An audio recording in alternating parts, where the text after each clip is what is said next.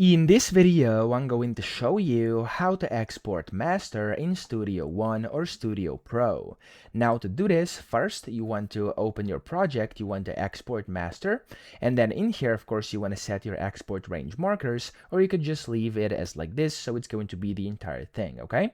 So what you want to do is go to the top left, click on session, and then in here it says export mixdown. This is going to allow you to actually export the master, okay? So click on over here, and you can see here you have like a bunch of things. You can set location, the type of file you want. You could also do multiple by clicking the check marks, and then here you could go and select the export range. It could be the entire session content, it could be between loops, between markers, etc. You can see your duration over here. You could also go adjust loudness, and over here you have a bunch of different additional options as well.